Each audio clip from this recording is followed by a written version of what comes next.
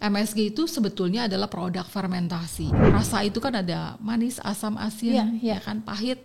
Ada satu sebetulnya yang rasa yang paling baru namanya rasa umami. Tapi kalau umami itu seperti daging. Rata-rata konsumsi MSG yang ditambahkan untuk per individu itu sebaiknya tidak lebih dari 1 sampai 1,5 gram.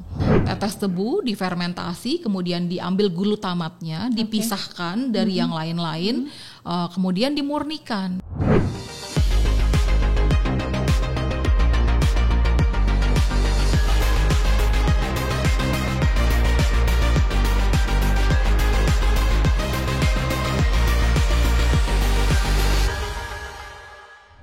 Halo, jumpa lagi Grafolovers. Setiap pribadi memiliki cara tersendiri untuk menuju sukses. Dan salah satunya adalah dengan mengenal karakter diri melalui ilmu grafologi.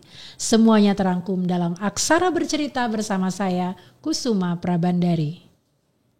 Grafolovers, tentunya sudah familiar dengan monosodium glutamate atau MSG. Betul sekali, penyedap makanan.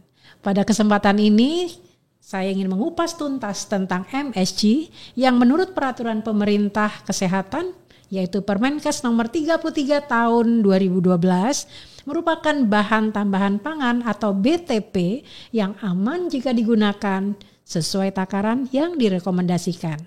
Jangan khawatir, pertanyaan Grafolovers sudah saya rangkum karena pada kesempatan ini di studio sudah hadir Ibu Rida Atmianti. Beliau adalah Head of Stakeholder Relation PT Sasa Inti, part of Rodamas Group Company. Ibu Rida, selamat datang. Terima kasih sudah hadir di podcast ini. Terima kasih kembali sudah diundang juga ke tempat ini. Saya senang loh Ibu Rida datang. Thank you. Sebelumnya kita simak profil beliau terlebih dahulu. Sosok Rida Atmianti saat ini dikenal sebagai Head of Stakeholder Relation di PT Sasa Inti, sebuah perusahaan yang memproduksi salah satunya monosodium glutamate atau MSG. Melalui Rida, kita akan mengetahui lebih banyak tentang MSG, yang merupakan produk fermentasi tetes tebu menggunakan mikroorganisme yang kemudian melalui proses isolasi dan purifikasi hingga menghasilkan MSG dengan kemurnian lebih dari 99%. Kali ini kita akan membahas, menelaah mitos, serta persepsi yang salah mengenai MSG. Hanya di Aksara Bercerita bersama Kusuma Prabandari. Ibu Rida, menyebut nama Sasa, ingatan masyarakat langsung pada bubuk putih mengkilap rasa gurih dan biasa ada di warung makan tradisional seperti warung bakso, warung soto dan sebagainya. MSG. Nanti kita akan bahas lebih jauh ya Bu tentang MSG ini ya. Tapi sebelumnya, karena saya tahu Ibu Rida adalah Head of Stakeholder Relation, saya ingin tahu sebetulnya tugas tanggung jawab yang Ibu emban itu apa saja Bu di Stakeholder Relation ini. Baik, terima kasih Ibu Kusuma. Kalau dibilang stakeholder relation mungkin orang agak seringkali apa gitu ya, itu bidang apa gitu ya. Sebenarnya fungsi tugas dan tanggung jawabnya itu lebih kepada membangun relasi yang kuat dengan external relation untuk keberlanjutan organisasi. Supaya bisa keep update dengan informasi apapun di luar sana sehingga kita bisa tetap comply dengan government regulation. Oh begitu. Jadi ujung-ujungnya adalah supaya perusahaan ini atau bisnis ini bisa sustain. Dan di tim saya sendiri ada 3 pilar Ibu. Ya. Pilar yang pertama itu adalah regulatory. Ya. Jadi di bagian regulatory ini sebetulnya lebih ke bagaimana kita bisa terus update dengan government regulation karena seperti kita tahu ya di Indonesia ini seringkali aturannya berubah-berubah. Dan aturan yang berubah itu seringkali juga tidak disertai dengan sosialisasi yang mumpuni gitu ya sehingga seringkali kita di industri itu kayak kejebak gitu. Akhirnya kita harus mencari-cari sendiri. Iya, kalau nggak nanti kita bisa terkena sanksi atau bahkan menghambat dari proses produksi yang dilakukan dalam organisasi. Jadi makanya kita harus bisa mengikuti update informasi apapun itu dan ujung-ujungnya sebenarnya juga kalau untuk advance-nya bisa seperti agent ya untuk bisa melakukan inovasi, perubahan dan seterusnya dengan berbagai macam informasi yang kita terima. Itu kalau dari sisi regulatory. Kemudian kalau dari sisi yang kedua, untuk bisa keep update dengan government regulation update ataupun dengan perkembangan apapun yang ada di dalam industri yang sejenis, tentunya kita harus punya banyak relasi. Relasi itu yang kita sebut dengan pentahelix, pasti ibu ibu sudah sangat familiar ya. Artinya harus membina hubungan yang kuat dengan pentahelix itu sendiri, baik industri lain, kemudian juga asosiasi bisnis, kemudian juga dengan expert dalam hal ini biasanya kami ke perguruan tinggi. Jadi kerjasama ke perguruan tinggi, mungkin bedanya kalau bagian HRD ke perguruan tinggi untuk merekrut karyawan atau mencari anak intern. Tapi kalau kami lebih membina relasi dengan expertnya, dengan profesornya. Itu berkait dengan R&D ya? Iya, bisa dengan R&D atau bahkan dengan masalah-masalah apapun yang terjadi di dalam lingkup perusahaan. Apakah terkait dengan lingkungannya, pengolahan limbahnya gitu ya. Jadi banyak sekali, Bu.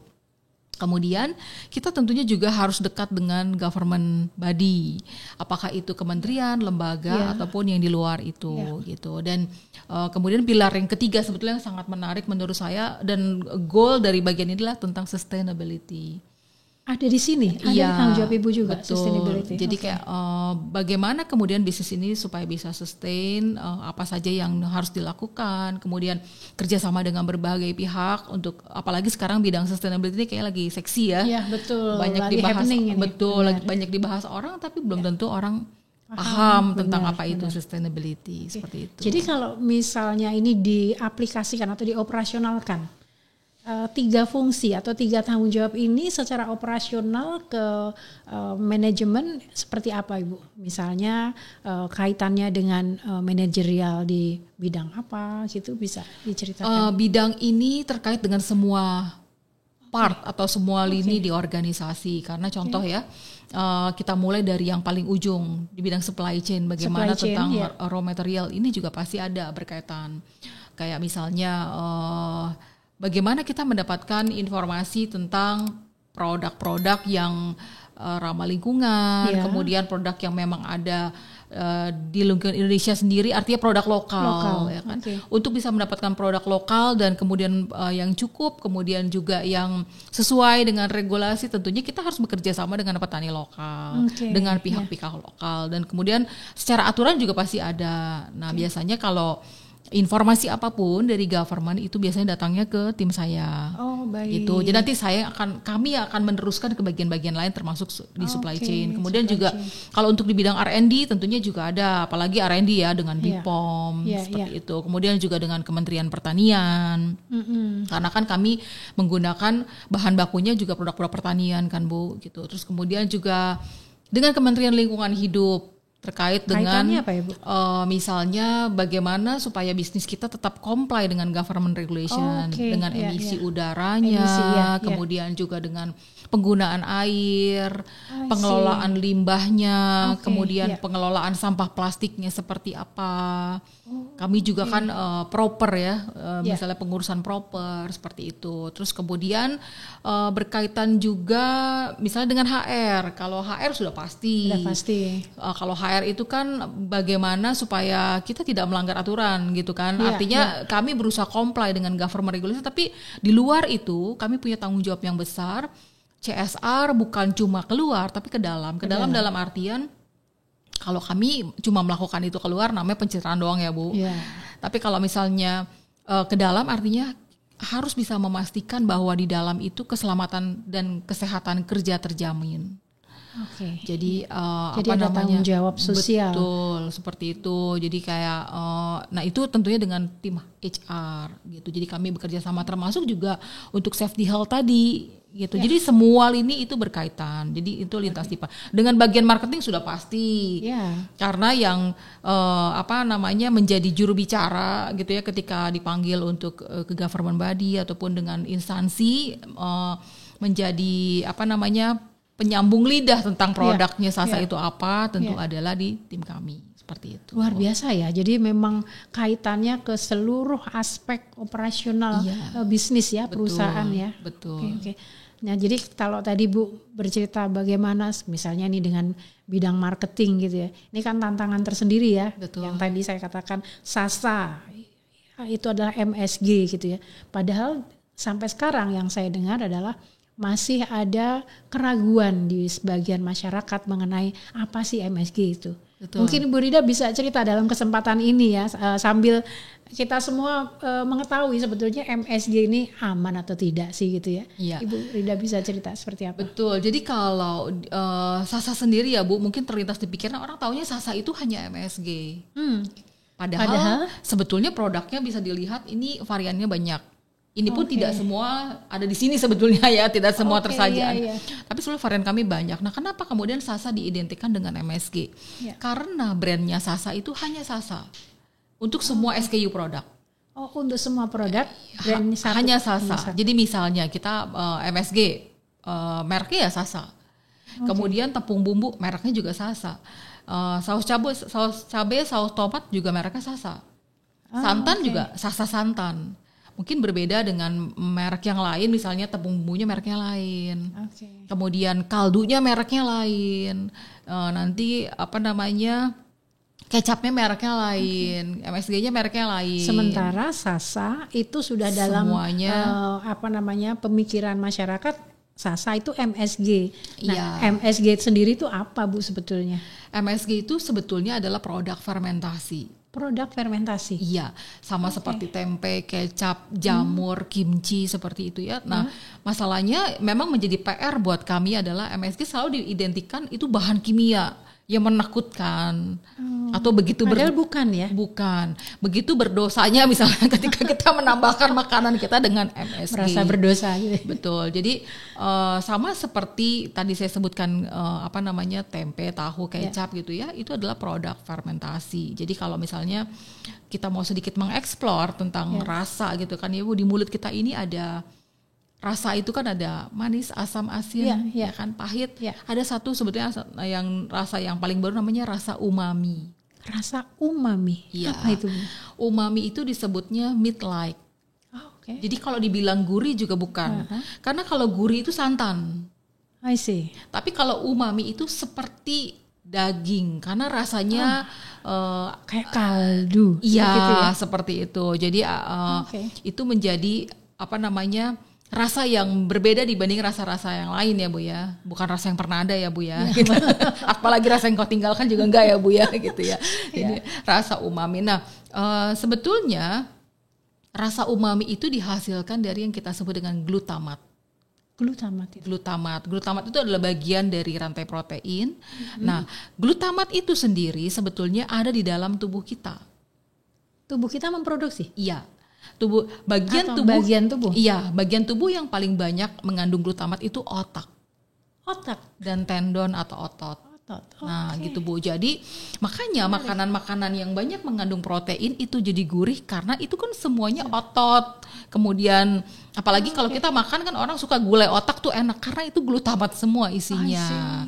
Gitu. Jadi sumber glutamat itu ada beberapa. Ada yang hewani, ada yang nabati, dan ada yang fermentasi.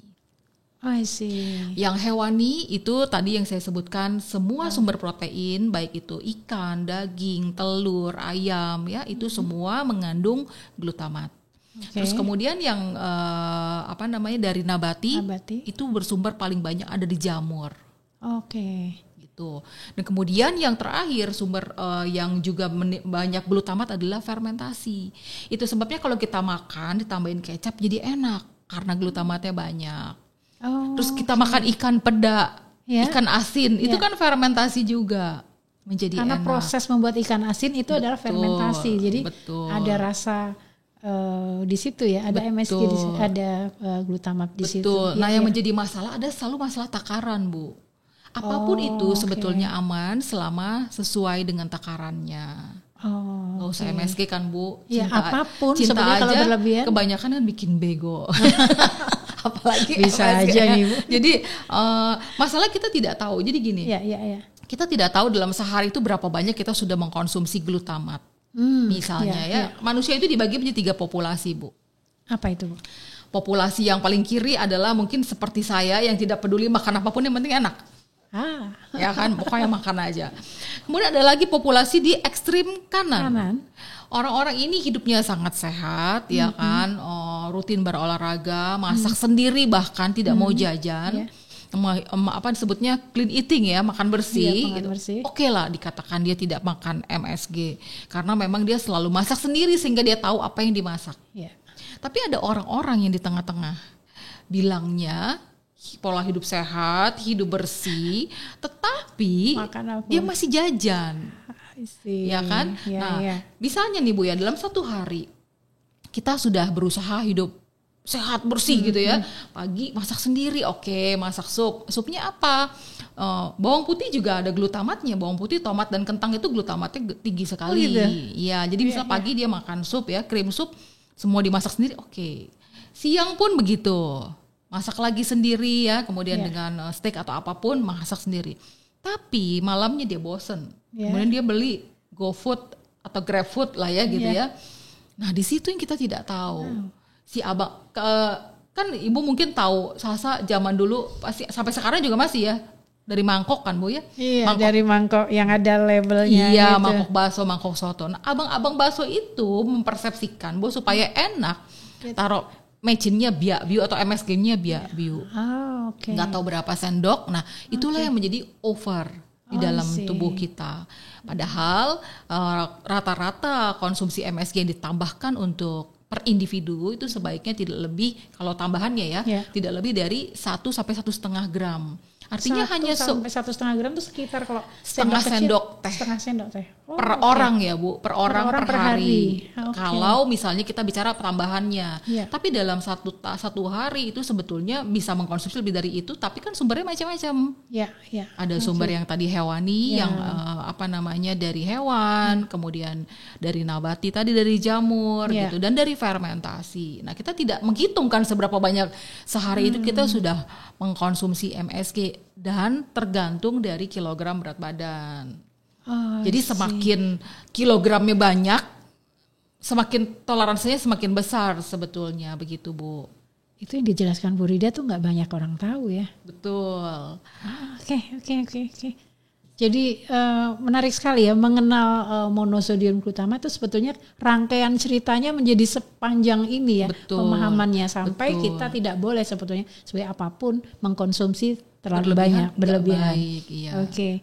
Nah, kalau katakanlah Sasa memang produsen MSG. Kalau boleh tahu Bu, proses pembuatannya itu seperti apa sih? Kalau tadi kan dikatakan bukan kimia sebenarnya ya, tapi fermentasi. Betul. Jadi pembuatannya itu hanyalah fermentasi dari glukosa. Fermentasi ya. Glukosanya dari apa Bu? Glukosanya diambil dari tetes tebu. Nah, kalau kita bicara lagi tentang sustainability, sebetulnya industri MSG ini industri yang boleh dibilang bisa dihitung dengan jari di Indonesia. Karena tidak banyak yang mengerti teknologinya. Ini teknologinya sudah advance sebetulnya Bu. Jadi pabrik kami ada di Probolinggo sekitar 45 hektar. Jadi 1 jam dari kalau ke arah Bromo ya itu 1 jam pasti melewati Trans Jawa ya. Kalau kita mau ke Bali lewat jalan darat pasti lewat depan pabrik kami gitu ya. Jadi sebetulnya sesimpel hanya tetes tebu difermentasi, kemudian diambil glutamatnya, dipisahkan dari yang lain-lain, kemudian dimurnikan. Dimurnikan itu dibikin putih ya, karena kan tetes tebu itu warnanya coklat seperti coklat kotak agak, seperti gula merah lah, seperti itu.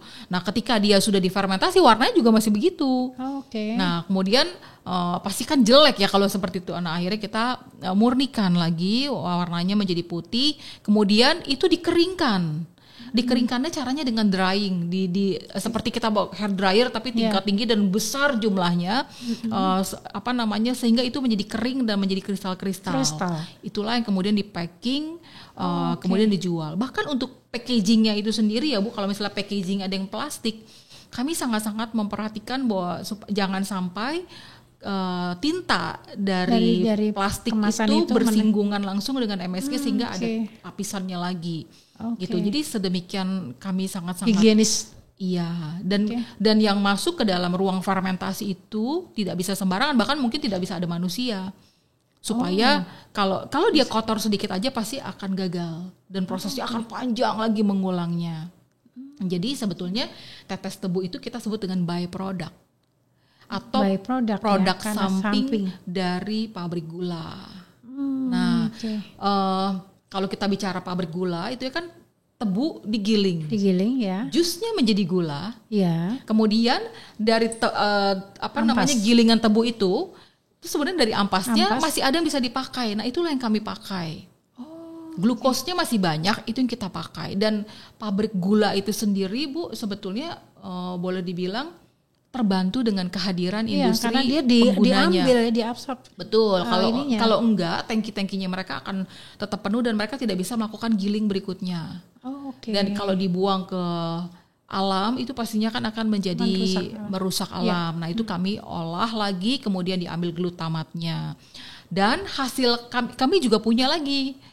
Hasil produk sampingnya MSG sesudah diolah dan itu kemudian, jadi peresan yang kedua ini ampasnya lagi betul itu menjadi pupuk cair sari tanah namanya, karena masih banyak asam aminonya itu yang sangat berguna buat zat hara di dalam tanah. Jadi sebetulnya sangat menjadi ramah lingkungan karena hampir tidak ada residu ya, hampir tidak ada. Dan itu diantri sama petani karena harganya murah dan kualitasnya baik dan ramah lingkungan. Luar biasa.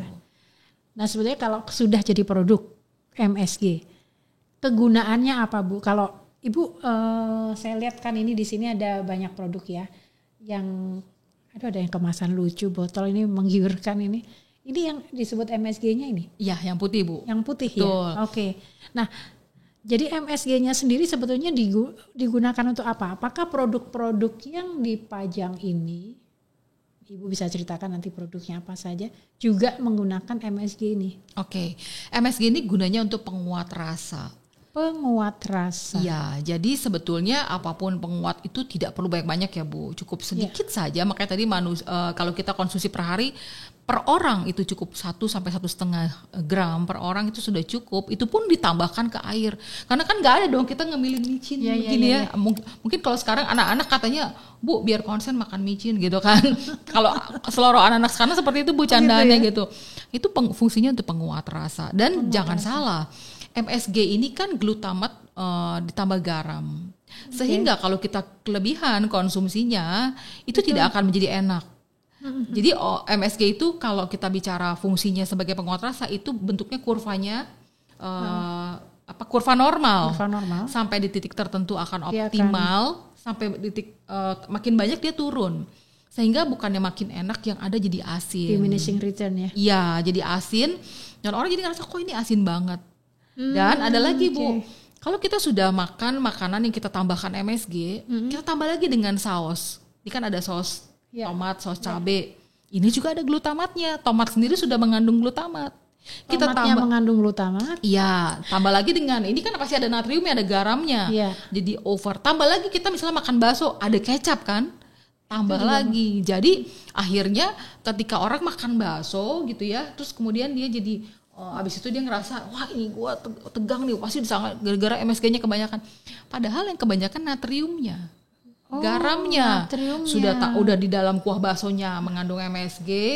Kemudian itu adalah kuah dari protein pasti kan bakso. Masih ditambah garam juga. Tambah garam, tambah kecap, tambah saus lagi. Nah itu menjadi over. Garamnya yang berlebih. Betul, garam yang berlebih. Makanya kalau di Sasa itu ada satu statement Bu. Ada bilangnya MSG aman selama tidak dimakan dengan bungkusnya. Selama tidak makan bungkus. Jadi artinya ini adalah soal takaran aja semuanya. Seperti pemakaiannya, takarannya. Saya tertarik tadi dengan sensasi umami tadi ya. Betul. Umami itu kemudian yang menjadi andalannya ya, bahwa yang diciptakan adalah umami, rasa umami itu tadi. Betul. Ya. Bu, kalau sekarang ya mitos atau persepsi yang salah tentang MSG. Mitos itu seperti apa Bu? Yang Ibu artinya yang Sasa sikapi seperti apa? Kan dibilangnya MSG bikin bodoh gitu ya. Padahal bodohnya gara-gara nggak belajar gitu. Lagi-lagi gitu kan semuanya salah MSG. Terus nanti apalagi misalnya MSG bikin gendut gitu ya. Nah sebenarnya MSG ini kebalikan dari teh hijau. Bagaimana Bu kebalikannya? Kalau teh hijau itu selalu dianggap hero. Oh iya, karena dia membuang dia nggak ngapa-ngapain pun selalu orang bilang teh hijau bikin sehat, teh hijau bikin langsing, teh hijau bikin apalah cantik ya kan, bikin kulit bagus dan seterusnya. Padahal kalau dipertanyakan hasil penelitiannya seperti apa? Ada nggak gitu? Nah kebalikan Bu, kalau MSG semua yang jelek pokoknya MSG. Padahal apakah ada hasil penelitiannya?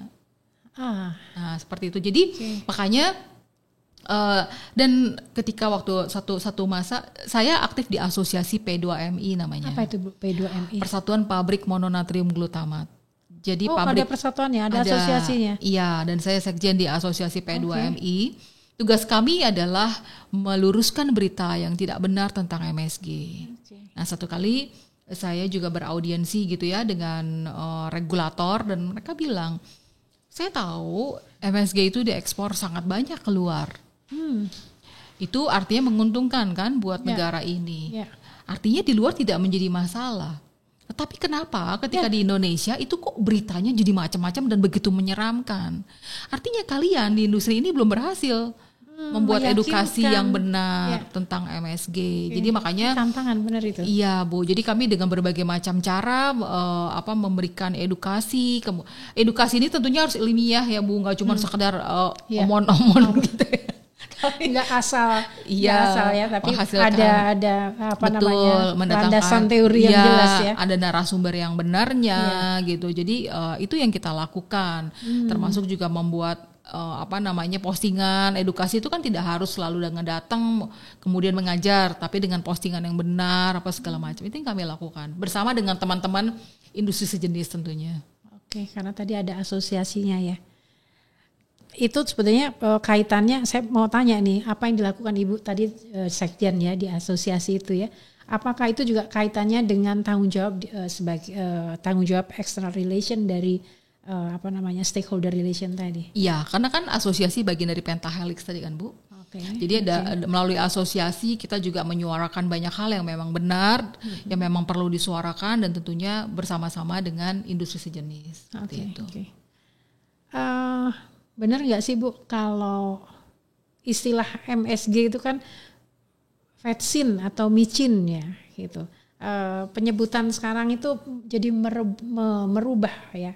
Ada persepsi buruk gitu tentang vetsin itu sendiri. Kesannya micin itu ya itu tadi, micin tuh kayaknya menakutkan, tidak sehat, bikin bodoh gitu. Saya bahkan punya satu pengalaman menarik begini. Saya ngobrol karena saya juga aktif untuk activity CSR kan. Jadi kami tuh punya activity ayo cegah stunting. Cegah stunting. Iya, dan biasanya yang kami edukasi adalah kader posyandu. Apa kaitannya Bu dengan kader posyandu dengan nah waktu itu saya pernah ngobrol dengan salah satu orang di kelurahan ya. Saya tanya kenapa sih MSG itu dibilang bikin bodoh gitu kan. Terus mereka dengan berapi-api malah bercerita si para pembina posyandu ini. Oh iya Mbak, kami pernah bahkan bikin satu studi singkat gitu ya di Observe. Misalnya ada sekelompok ibu, mereka dikasih edukasi gizi. Kemudian setelah itu ibu-ibu ini yang punya anak pastinya punya anak balita, mereka bahkan dibiayai dikasih uang untuk membelanjakan setiap harinya misalnya sejumlah uang, tapi harus masak makanan bergizi gitu. Misalnya selama 3 bulan sampai 6 bulan. Dan nanti di akhir ada pre ada post test. Nanti pada akhir periode anaknya kan diukur lagi. Anaknya ada peningkatan berat badan atau tidak dan seterusnya. Tapi ternyata nggak ada peningkatan. Karena apa? Karena ibunya juga sibuk main handphone. Mau simpel mau gampang aja, ibu-ibu sekarang kan pasti mau yang simpel-simpel aja. Padahal ini juga bukan ibu yang bekerja ya, artinya ibu yang di rumah. Akhirnya anaknya dikasih makan dengan supnya itu uangnya diambil. Kemudian supnya cuma dikasih sayur atau bahkan mungkin kadang-kadang juga nggak sayur Bu, cuma bakso aja udah tiap hari supaya enak dan supaya gurih kasih micin yang banyak. Misalnya seperti itu. Jadi akhirnya lagi-lagi yang menjadi kambing hitam adalah si MSG tadi gitu ya, dikasih micin tadi gitu.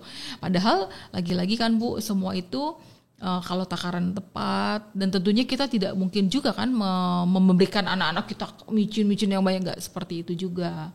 Karena lagi-lagi kalau penelitian yang dipakai itu kan penelitian pada tikus mencit, tikus kecil. Putih ya? Iya, namun tikus itu disuntikan MSG dengan takaran yang sangat banyak di otaknya. Nah itu kan sebenarnya kalau kita bicara tadi, sedangkan manusia aja konsumsi per harinya hanya 1 sampai 1,5 gram per orang per hari. Nah ini kemudian tikus yang badannya begitu kecil disuntikan di otak, artinya kan sudah sangat-sangat over. Itu kalau manusia boleh dibilang udah makan berapa gentong MSG tuh Bu. Gitu ya. Dan itu bukan dimakan lagi, disuntikan langsung ke otak. Iya, nah itu yang kemudian jurnal itulah yang kemudian menjadi salah kaprah dan diberitakan selalu berita negatif tentang MSG gitu. Jadi makanya banyak informasi yang simpang siur. Walaupun kami juga mengatakan bahwa ada sebagian orang atau sedikit lah prosentasenya itu mengalami alergi. Kalau alergi tentunya kan bukan hanya MSG, makanan lain pun ada yang bisa menjadi alergen. Kan. Artinya kalau memang sudah alergi ya jangan dipaksakan. Artinya kan setiap orang itu secara individual punya pantangan-pantangan tertentu untuk apa yang dikonsumsi. Iya, betul. Seperti itu. Kalau saya balik Bu sekarang, dulu zaman saya gitu ya, kalau mengatakan ya produk itu namanya vetsin ya. Tapi sekarang kan MSG ya, lebih dikenal dengan MSG. Apakah itu juga upaya untuk menyiasati bahwa berubahnya generasi itu kemudian brandingnya itu menjadi MSG? Menurut Ibu seperti apa? Ya sebenarnya part of itu. Tapi kalau kita bicara lagi ya Bu, sebetulnya negatif atau positif lagi-lagi akhirnya tergantung di persepsi. Ya kan? Sama seperti Pablo Picasso punya aliran kubisme, itu kan sebenarnya sebuah ejekan. Sebuah olok-olok bahwa kok kamu bikin lukisan bentuknya kayak kubus-kubus. Akhirnya sama beliau ini kan dijadikan sebagai kekuatannya justru. Bahwa kubisme akhirnya menjadi sebuah aliran. Sama juga dengan ini sih Bu, gitu. Kalau kita bicara micin kemudian di persepsi negatif, kalau Sasa justru dibalik. Makanya Sasa punya MSG, micin swag generation. Generasi micin, generasi micin itu yang kemudian sengaja kita pakai menjadi salah satu ajang buat jargon-jargon kami, gitu. Jadi malah diuntungkan sebetulnya dengan. Ya, karena kalau boleh dibilang, tapi kan image-nya orang mengatakan generasi micin itu image-nya negatif ya Bu? Enggak sebetulnya. Oh enggak ya? Karena generasi micin adalah generasi yang maunya serba instan, serba cepat. Sama seperti bumbu ini instan. Tapi justru kalau kita mau menjadi instan, itu kan di balik itu harus punya proses yang justru yang highly kan Bu. Sama seperti produk-produk ini gitu ya, instan. Tapi kan bukan berarti ini semua produk abal-abal. Contohnya produk instan cara mengkonsumsinya, tetapi proses untuk itu luar biasa itu panjang. Tidak ada satu produk kami pun yang tidak lolos BPOM dan semuanya sudah certified halal, sudah certified FSSC keamanan pangan seperti itu, dan cara pembuatannya kami dengan ISO dan dengan berbagai macam standarisasi lah. Artinya ketika kamu mau menjadi generasi yang instan, generasi micin, artinya kamu harus pintar kan? Supaya apa-apa bisa langsung pencet gampang bisa didapat. Tapi untuk sampai ke sana tentunya kamu harus bisa bersaing. Iya. Nah, bersaingnya itu dengan macam-macam. Kalau kamu mau dapat yang instan gitu, Bu. Itu kayaknya mesti disuarakan lebih kencang itu supaya tidak salah persepsi ya.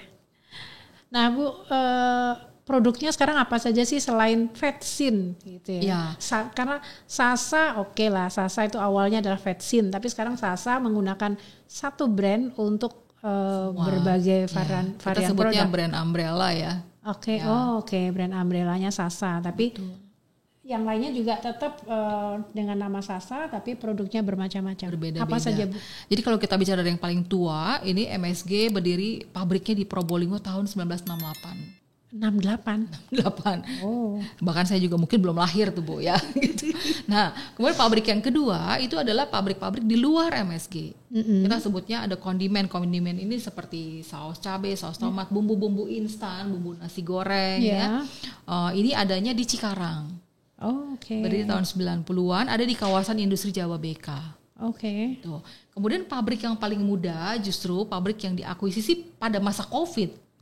Saat kita lockdown itu baru diakuisisi dan baru digejot di semua, itu adalah pabrik Sasa Santan. Oke. Jadi ini pabrik baru sebetulnya. Pabrik baru. Jadi sebetulnya produknya tidak baru karena kami dulu sudah memproduksi, tapi dulu maklon.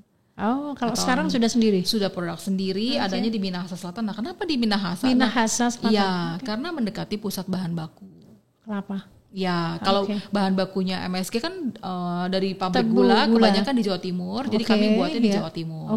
Kalau ini kan semua ini produknya macam-macam, jadi supaya gampang di kawasan industri. Nah, kalau ini adanya di Minahasa, karena kelapa di Minahasa itu katanya terkenal ini ya. Paling enak, bagus ya, paling enak, dan itu sudah lewat kami juga punya satu penelitian gitu ya, itu memang paling enak kelapanya gitu, jadi di sana. Nah, kalau dibilang produk apa saja yang pakai MSG, semuanya pakai ya, saya pikir kecuali santan. Kalau santan murni itu? Santan murni. Santan kami ini murni dan diproses dengan cara UHT, sama seperti susu. Jadi kalau bisa langsung susu diminum. UHT bisa diminum? Ini juga bisa diminum. Oh, bisa ya? Jadi langsung? Kalau nggak apa-apa? Ya, jadi kalau misalnya biasanya kalau chef kami kalau bikin demo cookie itu mereka langsung minum. Jadi kalau misalnya orang-orang yang laktos intoleran nggak bisa minum susu, dia pengen bikin puding atau mau bikin jus pakai susu, bisa diganti dengan ini. Oh, menarik sekali. Dan santan itu kan yang jadi masalah karena dipanaskan berulang-ulang sehingga tidak baik untuk kesehatan. Proses pemanasan di dapur itulah yang menjadi masalah ya. Betul. Jadi kalau misalnya kita balik, kita masak sesuatu, kemudian santannya tetap pakai santan mentah fresh seperti ini, itu tetap masih enak. Oke, ya. Menarik sekali. Bu, aku sekarang mau ini ya, beralih ke tadi tanggung jawab, kan ada 3 tadi ya. Bagaimana dengan tanggung jawab dari stakeholder relation ini terhadap regulatory gitu. Jadi kan kalau kita lihat peran dari stakeholder ini, dia harus mengimplementasikan kan semua peraturan-peraturan yang berlaku. Katakanlah misalnya kalau saya lihat ini di Permenkes nomor 23 yang mengatakan bahwa bahan makanan tambahan yang aman digunakan itu jika sesuai dengan takaran gitu ya. Nah, Ibu bisa jelaskan lagi, maksudnya tadi juga sudah disampaikan ya, tapi kalau menyangkut regulatori itu kan nggak cuma itu ya aturannya. Tadi Ibu mengatakan juga ada soal halal, bahwa semua produk yang harus halal dan sebagainya. Seperti apa, Bu? Jadi kalau tentunya saya nggak bekerja sendiri di dalam organisasi. Untuk yang benar-benar teknis biasanya langsung terkait dengan bagiannya. Misalnya yang kayak R&D ada bagian regulatori yang banyak berurusan langsung dengan BPOM. Nah, kemudian kalau di bagian SHE atau Safety Health Environment biasanya itu juga sangat-sangat detail berkaitan dengan peraturan-peraturan keselamatan kerja dan juga dengan lingkungan hidup. Untuk proper ya, kita kan juga sekarang propernya apa, Bu? Sekarang masih biru. Masih biru. Okay. Menuju kapan ini? Ya, segera pengennya ya, Bu ya, gitu ya. Terus tetapi bukan artinya kami juga tidak advance, karena kalau kita bicara soal kesiapan aja sih, Bu. Artinya gini, ketika kita mau propernya meningkat, artinya kan secara administratif itu lebih jelimet. Seringkali kita malasnya cuma itu aja. Tapi kalau lain-lain, saya bilang tadi soal air, soal apa, kami sangat-sangat sudah menerapkan di pabrik. Bahkan tidak ada satupun di pabrik kami ini yang menggunakan batu bara. Oh, tidak pakai? Tidak ada. Semuanya menggunakan listrik dan gas. Gas alam ya gitu. Jadi kemudian juga kami bersama-sama dengan asosiasi sudah merumuskan standar industri hijau. Green industry di dalam sana kan termasuk juga ada standar bagaimana kita menggunakan air, kemudian mengolah air limbah didaur ulang lagi, harus dikasih standar mesti berapa persen dari total produksi misalnya. Sudah mengolah limbahnya? Sudah diolah gitu. Kemudian juga misalnya emisi udara gitu ya, kami juga sudah comply. Artinya kalau kita belum comply, kita tidak mungkin bisa dapat proper biru. Seperti itu. Nah, kemudian itu kalau di dalam. Kalau penerapan di luar, nah kami berusaha untuk menularkan apa yang baik yang sudah kami terapkan ini keluar. Caranya apa? Dengan activity community development atau CSR. Contoh ya, Bu ya, bahwa semua makanan-makanan yang basah gitu ya, kalau ini kan kering ya lebih aman, tapi kalau yang basah seperti saus atau mungkin lebih ke santan lah, kan ada yang namanya program manajemen resiko. Nah itu adalah program yang dicanangkan oleh BPOM yang sebetulnya bukan hanya untuk industri, tetapi juga untuk UMKM.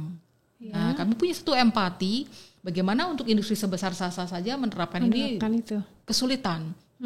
Jadi kami menjadi orang tua asuh bagi para UMKM untuk menerapkan menggandeng para ahli dari IPB ya dengan bagian ITP, Institut Teknologi Pangannya gitu, kemudian menggandeng para mahasiswanya untuk bisa langsung mendampingi para UMKM selama beberapa bulan supaya mereka mengerti tentang GMP, HACCP, punya prosedur. Mereka si mahasiswa ini membantu para UMKM punya prosedur gitu sampai kemudian uji F0 satu tingkat untuk satu step sebelum uji F0 mereka sudah standarnya sudah diarahkan untuk bisa sampai ke sana. Seperti itu Bu contoh-contohnya.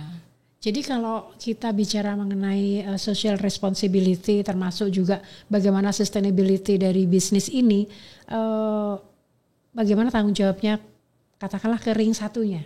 Ring 1 kan ini pabriknya ada di mana tadi? 3 lokasi ya. Ring satunya kan pasti yang paling terdampak ya Bu. Betul. Ya. Apa Bu yang dilakukan? Yang dilakukan kita punya program besar itu sebenarnya ada satu tadi Ayo Cegah Stunting.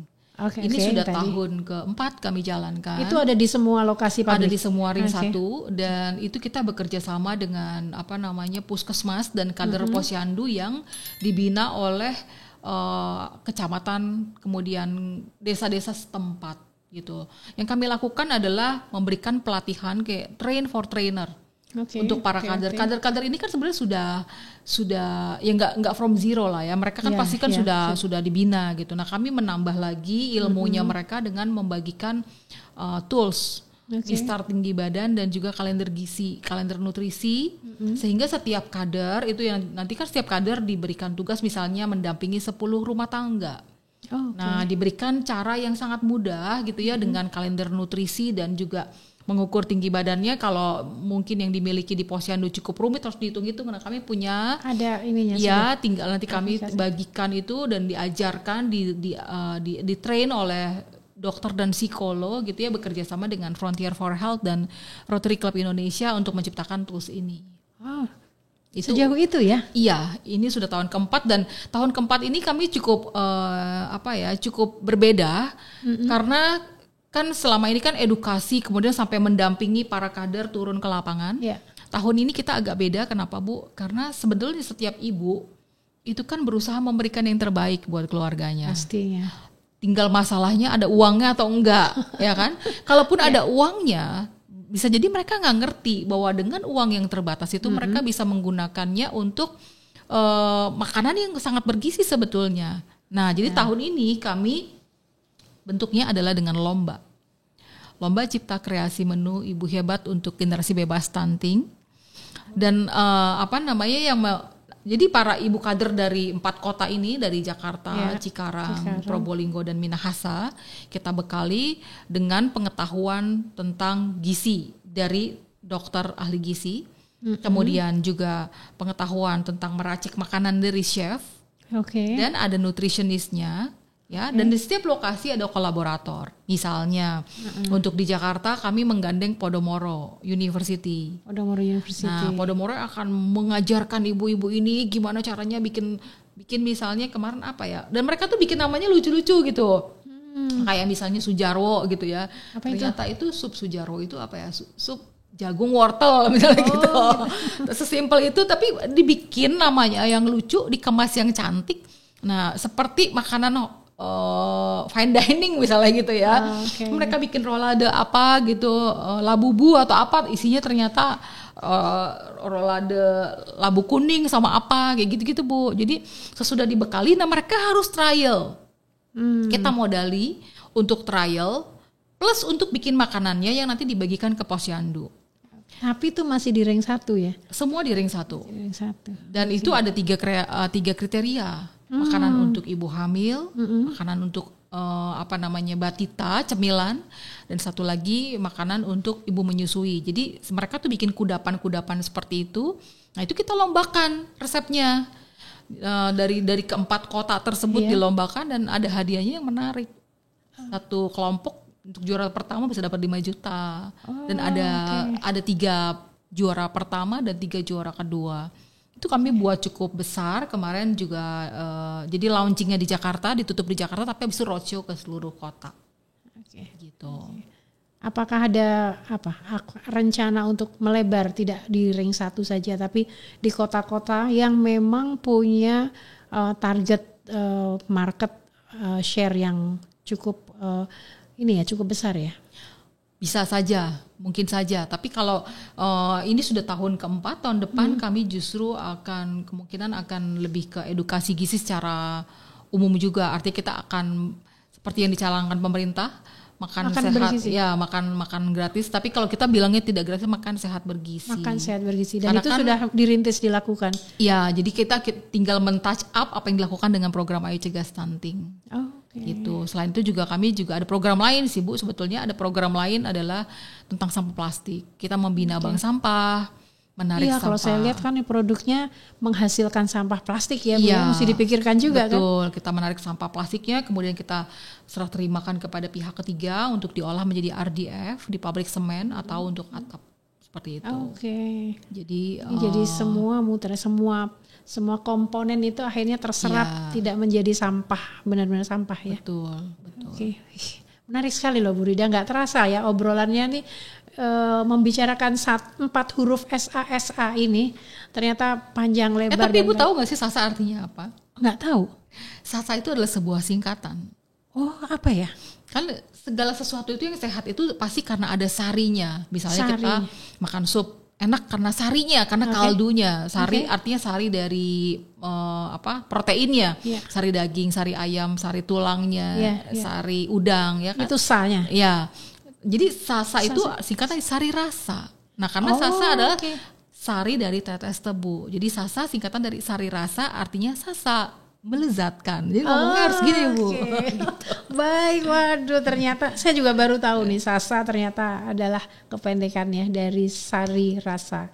Luar biasa. Terima kasih Bu Rida, obrolan kita mudah-mudahan mencerahkan untuk Grafolovers semuanya, dan kita senang sekali karena banyak informasi yang kita terima sehingga barangkali persepsi yang salah tentang MSG itu menjadi terurai dan lebih jelas dengan apa yang disampaikan Bu Rida.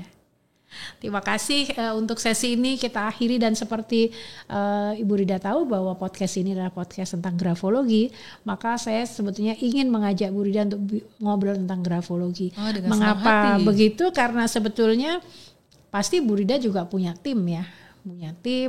Bagaimana mengenal timnya begitu. Nah, dalam grafologi itu saya mengajak Ibu untuk mengenal diri sendiri dulu sebelum nanti mengenal timnya, bagaimana bisa berkomunikasi dan menjalin melakukan kerja kelompok yang efektif, komunikasi yang baik dengan mengenal karakter mereka melalui grafologi. Baik, terima kasih.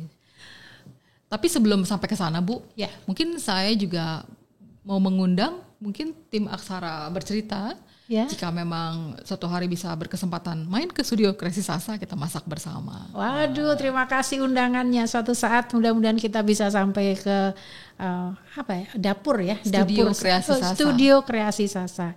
Mudah-mudahan suatu saat kita sampai di sana. Terima kasih.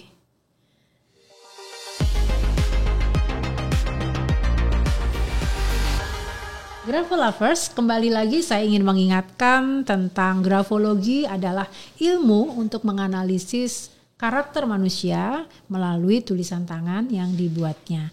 Nah, kali ini terima kasih Bu Rida, saya sudah mendapatkan contoh tulisan tangan yang Bu Rida buat dan diizinkan untuk membaca dan menganalisisnya. Mudah-mudahan dari analisis yang singkat yang saya lakukan pada kesempatan ini, saya bisa memberikan catatan dari hasil grafologi ini. Bu Rida, terima kasih ya. Ini pasti nulisnya di sela-sela kesibukan ya. Bu Ibu boleh percaya boleh enggak, saya itu saya orang yang sangat jarang menulis sebetulnya. Oke. Sudah banyak orang yang jarang menulis. Menulis pakai tangan maksudnya. Jadi saya banyak kan pasti ngetik. Kenapa? Karena kalau saya nulis tuh Bu, saya cepet banget tuh. Jadi saya nggak bisa baca tulisan saya sendiri. Jadi ini spesial menulis spesial menulis. Oke, Ibu Rida, nanti kita akan lihat di layar tulisan ini. Pasti Ibu masih ingat bagaimana Ibu menulis. Selalu dalam setiap analisis Yang saya capture pertama kali adalah bagaimana orang penulis ini menempatkan tulisan dalam lembar kertasnya. Kita menyebutnya layout atau kalau dilihat adalah margin. Jadi margin dalam tulisan itu ada margin atas, margin bawah, margin kiri dan margin kanan. Sebetulnya kalau kita bicara margin kiri dan kanan, kiri itu menyangkut pada bagaimana dia bersandar pada masa lalu. Margin kanan itu untuk melihat atau merujuk pada bagaimana dia menghadapi masa depan, tantangan masa depan. Sedangkan bagian atas atau margin atas kita bicara mengenai motivasi, dan margin bawah kita bicara tentang komunikasi seperti itu. Nah, kalau kita lihat dari marginnya, margin dari tulisan Ibu Rida ini, margin semuanya ini lebar. Mengapa? Karena semua ditempatkan hampir di tengah ya, seperti itu. Jadi semua margin lebar. Ini menggambarkan bahwa penulisnya adalah orang yang mandiri dan well organized. Oke, seperti itu, dia berada di tengah ya tulisannya. Kemudian margin keseluruhan margin ini yang lebar ini dia juga teratur, artinya bahwa relatively dia nggak meletot-meletot gitu Bu. Jadi dia teratur marginnya. Ini menandakan bahwa penulisnya memiliki jiwa bisnis. Kemudian juga dia punya tujuan yang jelas dan juga punya kebanggaan diri, dia ekspresif terhadap apa yang dia ingin sampaikan, dia ekspresif dan juga relatif orangnya itu formal, gitu, seperti itu. Nah, kemudian tadi saya melihat ini dari margin keseluruhan ya, tapi sebetulnya kita juga bisa lihat satu persatu. Kalau kita lihat dari margin kiri, mungkin Ibu bisa lihat dari sini, Ibu bisa pegang juga nggak apa-apa. Oke. Kalau kita lihat margin kiri, ini termasuk adalah margin yang normal.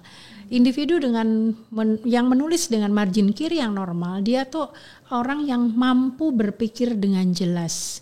Artinya bisa menelaah ya dengan mudah dan jelas begitu. Dan juga dia peduli pada orang lain. Dia tidak tersandera pada masa lalu, gitu. Dia yang margin kiri normal. Kemudian margin kanan, kalau kita lihat margin kanan tulisan Ibu Rida, ini relatif sebetulnya margin kanannya itu sempit, ya. Ini seperti tadi saya katakan bahwa margin kanan itu menggambarkan bagaimana keberanian seseorang menghadapi masa depan. Nah, dia penulis ini dia juga berani menghadapi tantangan masa depan, tergambar dari margin kanan yang kecil dan juga komunikatif. Kemudian kita lihat margin bawah. Kalau margin bawah sebetulnya begini Bu, ada orang yang idenya banyak gitu ya, kemudian dia menghabiskan kertas sampai habis gitu ya, dipaksa gitu. Ada orang yang kalau idenya masih ada, dia ganti kertas. Nah, sebetulnya kalau dilihat dari tulisan ini, ide Bu Rida sudah cukup sampai di sini dan menyelesaikannya sampai marginnya itu masih lebar. Jadi Ibu tidak terlalu ke bawah gitu ya. Ini menggambarkan bahwa dia punya ketertarikan pada seni sebetulnya. Ada ketertarikan pada seni. Ini kita bicara yang pertama mengenai margin. Jadi yang saya capture pertama adalah margin. Tapi juga yang menarik adalah dari tulisan yang dibuat Ibu Rida, saya lihat baseline-nya. Baseline itu garis dasarnya. Ini kan ditulis tanpa kertas, bukan pakai kertas bergaris. Jadi sangat mudah untuk dilihat bagaimana dia menulis, apakah dia lurus, apakah dia naik, atau dia juga turun, atau ada juga orang yang menulis itu cekung atau cembung. Jadi turun dulu baru naik, ada yang naik dulu baru turun. Nah, ini tulisan Ibu Rida cenderung baseline-nya itu naik naik dengan normal. Karena kalau kita bicara baseline, ini merefer pada bagaimana berkaitan dengan cara seseorang mencapai tujuan. Nah, dengan baseline yang naik normal seperti yang Ibu Rida buat ini, menggambarkan bahwa dia punya ambisi yang positif. Kemudian punya inisiatif yang baik dan optimistis. tidak mudah berkecil hati, dan dia bisa bekerja sama dengan orang lain. Jadi orang yang menulis dengan baseline yang naik juga dia responsif terhadap ide-ide baru. Seperti itu. Kemudian tadi saya sudah bicara margin, sudah bicara mengenai baseline. Sekarang saya bicara mengenai kemiringan tulisan. Kalau Ibu bayangkan ya sebagai stakeholder relation, kan ketemu dengan internal perusahaan di seluruh komponen organisasi Ibu ketemu. Harus juga bertemu dengan pihak luar, baik itu stakeholder yang mau pemegang saham sampai ke stakeholder yang paling luas, Ibu harus melakukan itu. Nah, ada orang yang kalau bertemu orang lain gitu ya, itu punya bahasa tubuh yang menunduk ke depan, ada orang yang tegak, ada orang yang ke belakang. Itu kan kalau kita lihat sebetulnya seperti kita bicara dengan orang, kita lihat bagaimana bahasa tubuhnya berpengaruh pada sikap kita pada orang tersebut ya. Betul. Dalam menulis pun juga begitu. Ada gaya menulis yang condong ke kanan, condong ke kiri, atau tegak. Atau ada yang menulisnya itu variatif, kanan kiri tegak, kanan kiri tegak. Nah, kalau saya lihat dari tulisan Ibu Rida ini, kemiringannya itu tidak ke kanan, tidak ke kiri, tetapi vertikal, tegak gitu ya. Kenapa kita perlu melihat kemiringan dalam tulisan? Karena kemiringan dalam tulisan itu menggambarkan cara orang itu berhubungan dengan lingkungan secara emosional, lingkungan sosialnya secara emosional. Seperti tadi saya katakan, orang kalau ketemu orang lain dengan bahasa gerakan tubuh menghadap ke depan, kan seakan-akan kita diperhatikan ya. Silahkan gitu. Kalau dia ke belakang kan seperti seakan-akan dia menghindari orang itu. Sama. Jadi slant ini menggambarkan bagaimana cara seseorang dalam sosialnya itu, bagaimana emosionalnya dia dalam hubungan sosialnya. Nah, vertical slant seperti yang Bu Rida tuliskan dalam lembar kertas ini menggambarkan bahwa si penulis mempunyai konsentrasi yang baik.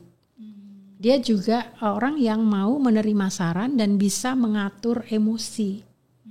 Biasanya orang yang seperti ini, kalau dia dalam keadaan emergensi, dia tidak menghadapinya dengan panik, dia lebih kalem. Seperti itu. Saya nggak tahu nih Bu Rida merasa iya apa enggak, saya nggak tahu. Nanti kita bicarakan ya. Oke, baik. Hanya pada bagian tertentu kalau saya lihat, ada di bagian tertentu, ini adanya di awal ketika Ibu menulis. Ini miring ke kiri sedikit. Ini menandakan dia berhati-hati, dia berprinsip dan agak menarik diri jika dirasa perlu. Saya tidak tahu ya, apakah Ibu ketika menulis pertama kali ini tidak dalam keadaan yang siap menulis fokus, tapi Ibu mungkin sedang riweh gitu ya, sehingga harus diam dulu, berhati-hati dalam memilih kalimat dan sebagainya, sehingga baru di baris kedua, baris ketiga Ibu mulai vertical slant. Jadi dalam menganalisis pun saya lakukan itu, kalau secara umum ya saya melakukan analisis ini, saya lihat dulu bagaimana trennya.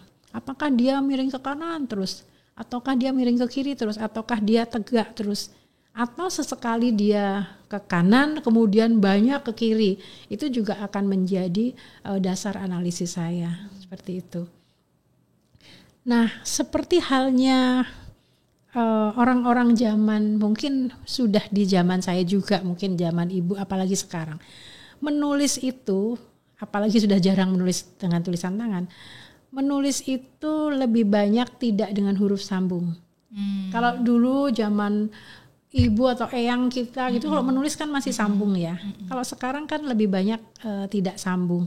Nah, itu dikatakan bahwa ada orang yang menulis dengan jadi skripnya itu connected, ada disconnected. Kalau Bu Rida ini ada variasinya. Kadang-kadang nyambung, kadang-kadang tidak.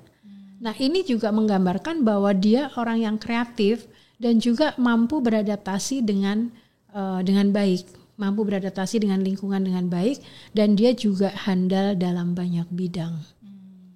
Jadi ada yang sambung semua, ada yang tidak sambung. Kalau saya lihat Ibu Rida kadang dia ada di kalimat atau kata-kata tertentu dia nyambung, tapi di kalimat atau kata-kata yang lain dia tidak sambung. Nanti saya akan tunjukkan dari mana bedanya. Oke, kemudian kita bicara mengenai spasi. Kalau menurut Ibu Rida sendiri, tulisan Ibu Rida ini spasinya besar atau kecil? Besar. Besar ya. Oke, spasinya besar antar baris. Jadi antara baris pertama dan baris kedua itu lebar, dan juga antar kata juga lebar. Kemudian juga teratur. Jadi selain besar juga teratur. Nah, spasi yang besar antara baris dan kata itu menunjukkan bahwa dia orang yang independen, tidak tergantung. Dia bisa berdiri sendiri gitu dan idealis. Sedangkan keteraturan dalam spasi itu menggambarkan dia bisa bersosialisasi, dia juga stabil emosinya, mampu mengelola tugas dan hal-hal yang sifatnya rutin. Dan pemikirannya teratur. Ya saya bilang sih ya, karena Ibu orang relation ya, orang stakeholder relation ya, ternyata tergambar juga dengan karakternya tergambar dari tulisan ini. Baik, masih ada lagi. Kita bicara mengenai zona tulisan. Jadi begini Bu, kalau kita bicara mengenai, kalau kita menulis, masih ingat meskipun jarang nulis ya, tapi kan masih ingat. Kalau kita menulis huruf B, itu kan ada zona atas dan bawah. Kalau kita nulis A itu B itu atas dan tengah. Kalau A itu tengah, kalau G itu tengah dan bawah. Seperti itu ya. Nah, zona tulisan itu kalau yang zona atas itu berkaitan dengan spiritual bukan agama ya. Spirit, kemudian drive gitu ya, semangat dan sebagainya itu ada di zona atas. Zona tengah itu menggambarkan kondisi dia saat ini. Kalau zona bawah itu berkaitan dengan materi, fisik, kesehatan, seksual itu ada di bawah. Nah, kalau kita lihat dari tulisan ini, upper zone atau zona atas Ibu itu menggambarkan upper zone-nya itu pendek. Jadi ada yang orang menuliskan zona atasnya tuh panjang atau tinggi, tapi ini tidak tinggi. Upper zone-nya pendek. Kalau diperhatikan karena saya melihatnya dengan penggaris ya, saya hitung gitu ya rata-rata gitu. Ini tingginya tidak lebih dari 3 mm zona atasnya. Ini menunjukkan sekali lagi orang yang mampu bersosialisasi, dia percaya diri dan rendah hati. Jadi dari tadi komunikasi sosialisasi itu muncul terus dalam berbagai aspek analisis ya. Berkali-kali kan tadi sosialisasi, komunikasi ini muncul terus trait itu. Kemudian kalau kita bicara medium zona tengahnya, zona tengahnya tuh medium. Jadi ada yang zona tengahnya tuh besar, ada zona tengahnya kecil. Ini adalah zona tengahnya tuh medium atau normal. Sekali lagi menggambarkan ini adalah orang yang punya self confidence yang cukup tinggi. Dan kemudian yang terakhir dari zona tulisan, zona lower zone atau zona bawahnya ini menggambarkan karena ini mengacu atau merujuk pada material, kemudian kesehatan dan sebagainya.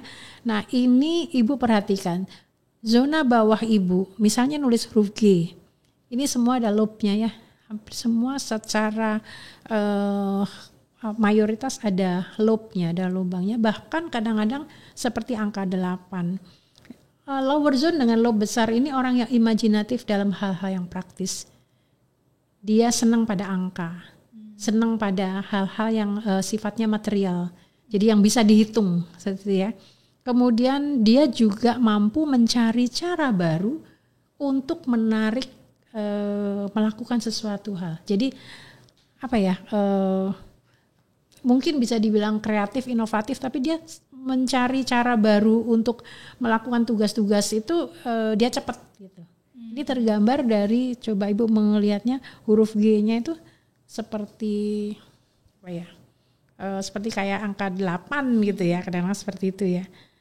Nah ini juga berkaitan dengan orang ini dengan lobe yang besar di bawah ini, dia selalu belajar dari pengalaman. Seperti itu. Terakhir dari saya adalah saya selalu senang mengamati apakah orang tersebut menulis huruf vokalnya A dan O itu terbuka atau tertutup. Tadinya mungkin orang berpikir bahwa orang di customer relation, stakeholder relation, pasti orangnya banyak ngomong gitu ya. Padahal tidak selalu. Yang diperlukan adalah orang yang komunikatif, tapi bukan orang yang banyak ngomong. Tidak selalu orang yang banyak ngomong, ya. Nah, huruf A dan O dari Bu Rida ini tertutup, vokalnya tertutup. Ini menggambarkan bahwa dia orang yang pendiam, lebih senang menyembunyikan perasaan dan lebih senang mendengar daripada dia berbicara. Jadi orang awam mungkin menganggap bahwa orang misalnya dia seleksi gitu ya, seleksi penerimaan. Oh dia di bagian relation gitu ya. Oh dia harus banyak ngomong. Oh sama A-nya harus lebar, harus buka. Sebetulnya tidak tepat seperti itu. Karena kalau apalagi orang keuangan, A dan O-nya terbuka lebar, yang ember kemana-mana. Jadi ini ada perbedaan antara karakter Ibu Rida yang pendiam, senang mendengarkan dan lebih senang mendengarkan daripada berbicara.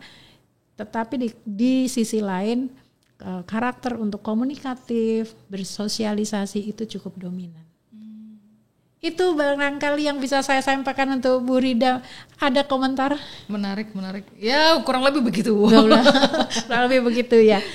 Artinya kalau kita mengenal diri kita, tentu saja lebih itu baik. Tapi kalau kita bisa mengenal orang lain hanya dengan membaca tulisan tangannya, kita bisa mencoba melakukan komunikasi dan hubungan kerja, kalau hubungan kerja itu dengan lebih efektif, dengan lebih baik, karena kita mengenal dia. Jadi nggak usah dipaksa-paksa, ayo dong ngomong apa dong, nggak bisa, karena memang dia bukan orang yang senang ngomong gitu. Jadi memahami orang lain dengan cara mengenal karakter seseorang itu sangat penting. Karena sekali lagi setiap individu, setiap manusia itu mempunyai karakter yang unik. Dan keunikannya itu tergambar dari tulisan tangan yang dibuatnya. Seperti itu. Keren. Baik, saya mengakhiri sesi Grafo ini sebagai bagian akhir dari podcast ini. Dan Grafo Lovers, melalui podcast kali ini kita sudah mengetahui bukan lebih banyak tentang monosodium glutamat. Tadi sudah disampaikan oleh Ibu Rida, serta berbagai persepsi dan mitos di baliknya. Terima kasih Bu Rida atas pencerahannya. Benar-benar ini kita banyak belajar dari Bu Rida. Dan Grafo Lovers, inilah akhir dari perjumpaan kita. Sampai jumpa di episode berikutnya dengan tamu yang tak kalah menarik. Dalam Aksara Bercerita bersama saya, Kusuma Prabandari. Sampai jumpa. Terima kasih. Terima kasih Bu. Senang sekali.